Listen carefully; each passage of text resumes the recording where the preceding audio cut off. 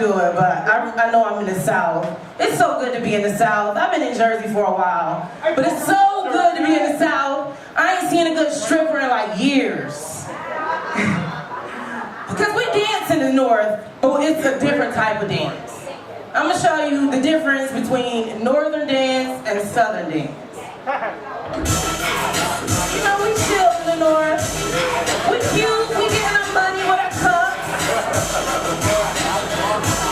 If you in the South, it's starting here.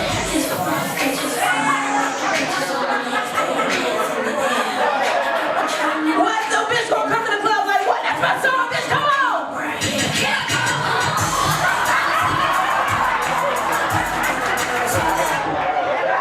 Yeah, it's good to be in the South. It's good to be in the South. It's great to be in Atlanta. Some of the most beautiful people I think have just like migrated to Atlanta. ATL. It's so good to be here. Land of pimps and hoes. Yeah. Y'all laughing. My uncle at the bar right here. Land of pimps and hoes. They told me that it was the land of pimps and hoes. I figured, you know, I fit in. Because, you know, I'm not a hoe, and I ain't saying I'm a pimp, but this ring ain't just for show. This shit is multi-use, okay? It's two bitches in the back right now with scars on their face. You better ask somebody about Ebony Knight, bitch better have my money. That's all I'm saying. That's all I'm saying. My friends think I'm joking when I say I have pimping in my blood, but I really do, I'm not joking. Like, take my dad, for instance. Despite the fact that he's 71 years old, with a 10-year-old, my sister and my stepmother are the same age. But he still has chicks on the side, like really. I'm like, what? Okay, Dad.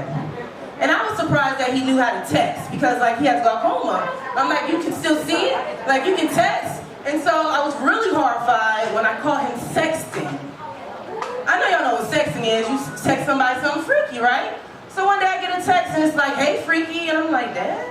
I was like, what? He was like, oh, wrong person, wrong person. And I'm like, you know, I mean, I am a freak, but I'm just saying, like, that's not something I want to text with you about today. You know, so yeah, I love my dad though. He doesn't like being called a pimp, but I just call him like I see him. I mean, he is like the last nigga in the world to get rid of a Jerry curl. It's not a joke, this is a true story. Driving around in a Cadillac with a ruby ring on his pinky finger. This is the truth.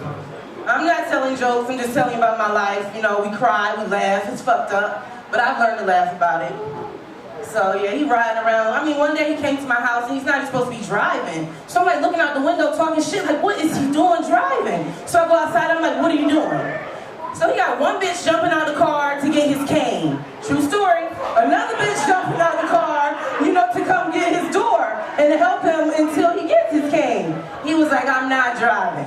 I got one bitch on the pedal, I got the other bitch working the wheel from the back. Ain't nobody driving in my caddy.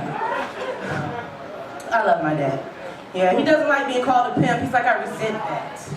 But, you know, I feel like if we all just can be real, we can all be free, you know? Like, y'all used to have a Freaknik here in Atlanta? What the hell happened? I know it's still some freaks in here. There's some freaks in here. Look at them laughing. Yeah, what happened to the Freaknik? Okay, my house. Yeah. So we can all be real, we can all be free. You know, if you a pimp, you a pimp. If you a hoe, you a hoe. Like, you know, people don't like being called hoes. But if you're a hoe, you know, I'm an activist. I believe in standing up for what I believe in. Start the NHAA, National Hoes Association of America. Because hoes got rights too, damn it. I mean, when you can't sell your own pussy for free, I mean, it's your business. I don't believe in any government that actually you can legally sell your pussy without going to jail, but you have to pay them for a permit. That's fucked up. They are the biggest pimps in the world. Talking about the United States government. So, although I'm from Jersey, I did live here in Georgia for a while. I actually lived in Vidalia. Anybody heard of Vidalia? Yeah. Might have heard of Vidalia?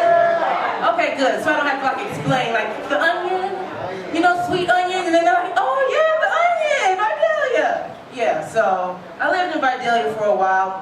When I was young, when I was 12, my parents said they got a call from God to go to Vidalia, Georgia. Talk about a prank call. Shit. Shit, hang up. Who's God calling? So God called them to go to Georgia. They went to Georgia and started a storefront church. I guess there weren't already enough storefront churches in the Bible Belt. And for my wonderful white people who I love dearly, let me explain what a storefront church is.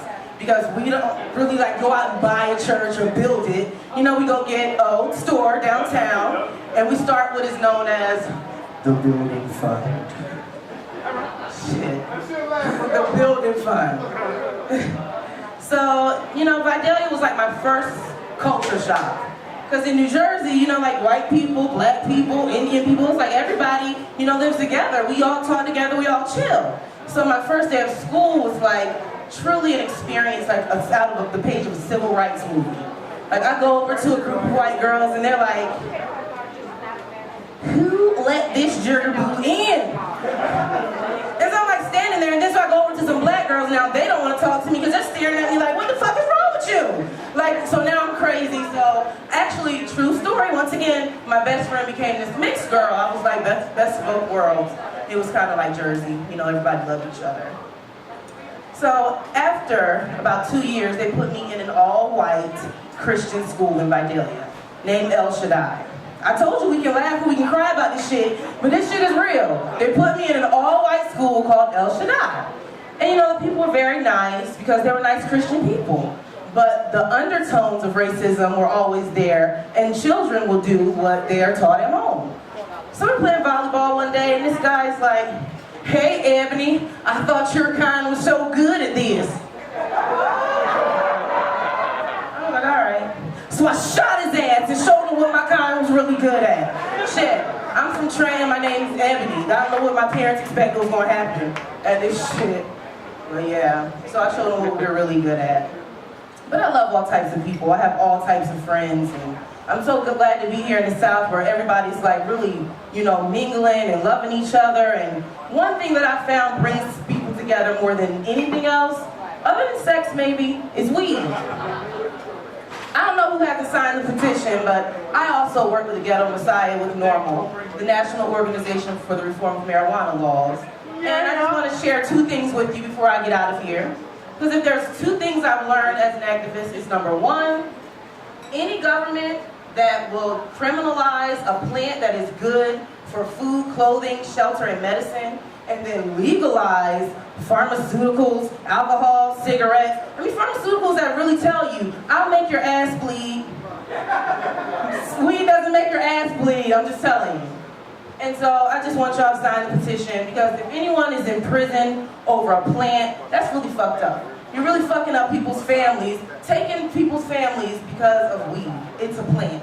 And as a mother of 6, I do not consider marijuana a drug. I consider it child advocacy, damn it, because you haven't seen me off my damn medicine, or you don't want me to come in the house and this shit ain't clean in here. What the fuck is going on? Roll up, roll up. My daughter's like, Mom, roll up. Shit.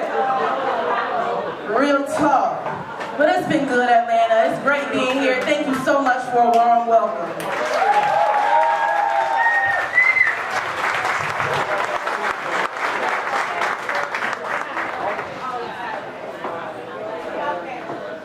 Give it up for Ebony.